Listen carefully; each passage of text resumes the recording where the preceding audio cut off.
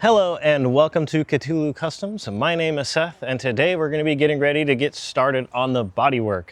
So you remember when I said this? And the rear quarter, we'll talk about that one later. Yeah, so now is later. We're going to start the bodywork off by getting the rear quarter panel replaced. That includes getting everything chopped out, welding it all back together, and then painting and covering it. So it's good to go for later. So with all that said, let's get to it. To kick off the bodywork, I wanted to start with the rear quarter panel.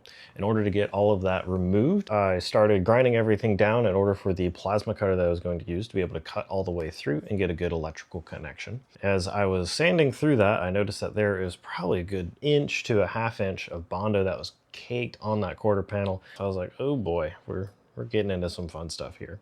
Once I got everything sanded down enough, I took the plasma cutter and I cut off the rear taillight cover, moved on to the rear quarter itself. Once I got through it, I started cutting, everything was going good, and all of a sudden the plasma cutter got gunked up and I was stuck about halfway through the cut. Later on, I ended up coming back and just cut it with a grinding wheel to get everything chopped off. And when I pulled everything off, I noticed that the fender well itself was kind of flaked up and busted. So while I had everything ripped out, might as well go ahead and cut that out too and get it replaced so I don't have to worry about that later down the road. Once I got all that cut out, I was able to clean it all up with what is called a band file that I got. Cleaned up all the edges, made sure all of my sharp corners were rounded so that the body panel could fit nicely, and I got it ready to put in. Was able to put it in, and here are some of my welds.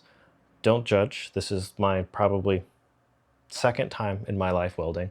I'm pretty happy with it for what it is and for where it will be showing, and it is very sturdy. You can do the monkey shake test and it is not going anywhere. After of which I got everything cleaned up the next morning and it was ready to move on to actually putting on the bodywork. So at this point, we're pretty much caught up to where we are in the build today. Everything else prior was stuff we were taking pictures of that I was going to show later, but I wanted to get real video coverage, so now we're going to have everything updated live. So you're going to get a lot more of me, a lot more Sparks, and a lot more of this grumpy old man, Bruce. Today we're going to be putting this quarter panel on.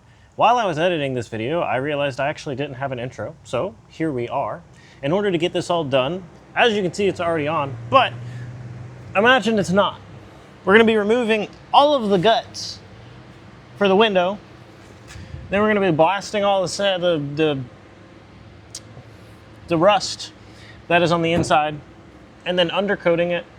Then we will be putting this on to get to here. So with that said, let's go back in time.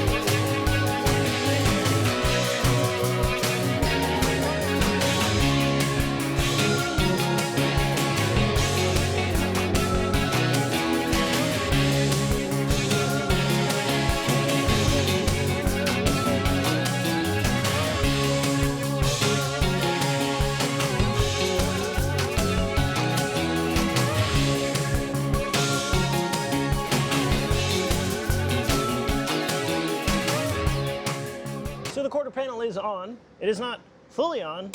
You still got a little bit playing there. I had to cut out this bottom section because it was gnarled to hell. So we're gonna have to put another patch in there. But in the meantime, we're gonna be adding the taillight cover on next. So today, as you may be able to see, it is raining, so I'm not able to weld or use the laser, unfortunately, because I was originally planning on getting this whole piece put in, but we're not gonna let that rain stop us today. So we're gonna be cleaning all of the interior of the trunk so that we can be sealing it with some undercoating, and then that way we don't have to worry about rust and it's not kind of gross and nasty in here. Ooh. Car just pulled out of the car wash covered in soap. That's unfortunate.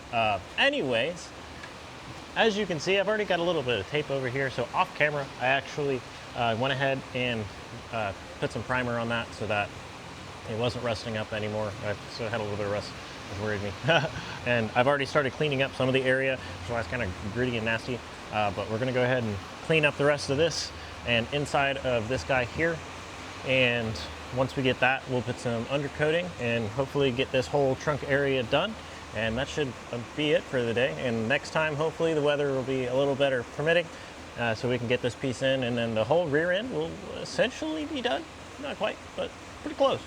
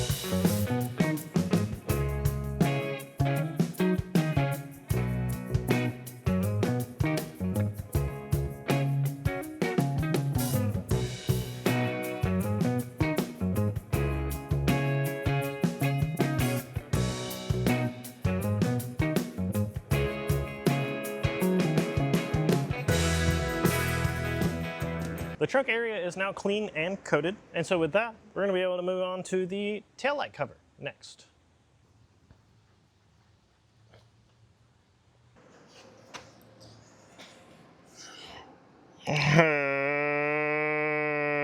So we can't put the taillight cover on, and that is because this entire quarter panel is actually not for this car. Let me explain why. So if we look down here, you can see that it is about just a little bit under an inch sagging down. If we look into the wheel well over on the inside as well, also hanging down and then moving towards the front where the side scoop would be, they can see right on the bottom that it dips down just a little bit. When I was putting this on, I was like, it's probably just me. I'll be able to fix this with Bondo, no problem. And then I found out that there's really no way that I could pick this up and put it on right. So I started kind of inspecting the car and I was like, why is this not right? If we look at these differences between these two, they're very, very subtle differences, but as we look down both the sides of the car, you can see that on the driver's side, it actually swoops up a lot harder and has much more pointy hips, whereas on the passenger side, it has much more of a flat contour. I also thought this was with me how I put it on, because I had to hammer just a little bit to get it to lie flush against the C-pillar of the vehicle, although that is not the case. Come to behold, after doing a little bit of extra research, that the difference between the 64.5 and the 65 models is that they actually ended up changing that little bit of a point on the hood as well as towards the rear, which is what is giving us this problem. In order to confirm this, I slapped on the rear cover extension that covers this just to kind of seal everything up, and I noticed that it doesn't line up here on the corner, as well as honestly any of it. So we're gonna have to cut it all out and redo it, which sucks, but that's all right. We make mistakes, and like I said, Bruce is fighting back. He does not want to come back to life, although this one's kind of on us.